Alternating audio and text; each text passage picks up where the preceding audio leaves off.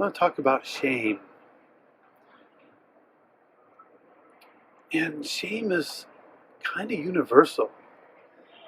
Most people don't think about it a lot. It's not a common conversation because it's so kind of eating at us.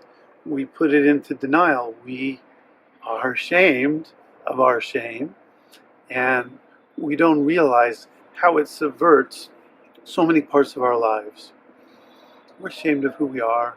We're ashamed of what's within us. And we're ashamed that we're not living up to an idealized version of ourselves that we've pictured in our minds. So how does this happen?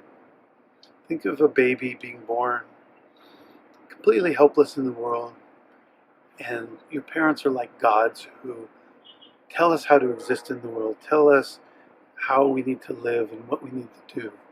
And however much we've rebelled against them since, in the beginning, they were everything to us. And so, as our minds begin to form, they formed conforming to what our parents told us to be. Should be smart, should be good in school, we should do what they say. So many things we're told we should be. And so we start thinking about ourselves and comparing ourselves with this idea of how we should be as a perfect person. And of course, this is always falling into negative territory because we're never better than the ideal.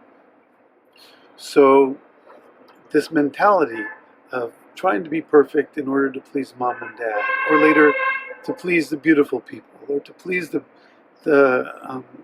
popular people in school, or to please the boss, or even to feel valid as a human for ourselves, we're always measuring up to this idealized self. And you can never, the goalpost is always going higher. So even if you're like a rock star, somebody else gets the Grammy. Or you're a supermodel and somebody else is prettier, you think. So the idea of ourselves, our comparison with the idealized self, you can never win. And because of this, we have shame. And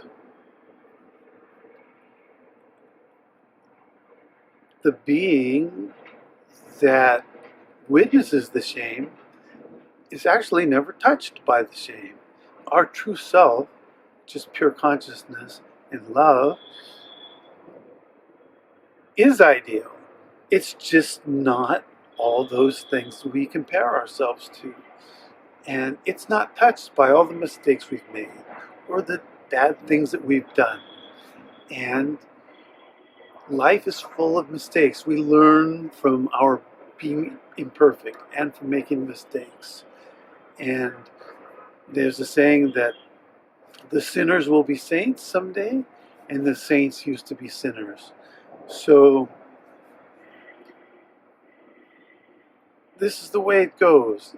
There's no perfect past for any of us. And when you get in touch with this true self within, you realize that it's untouched by shame, and that everything that's happened to you, it's been kind of an innocent mistake in a way, or even if it's been a guilty mistake, it's because of distortions that we've created within ourselves, and that's just part of our humanity. And I have a sticker on my refrigerator that says, the only normal person is the one that you don't know very well. So everyone's putting on the mask to seem like everything's okay and they're okay. When you really get to know people, people are troubled. And they're troubled because there's a friction between who they think they should be and who they are. And you give this up and abide in yourself.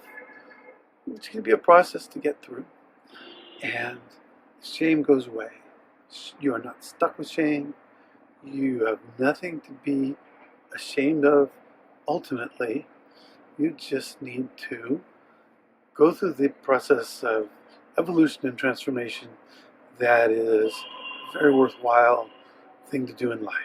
So may you be free from shame and live through your heart.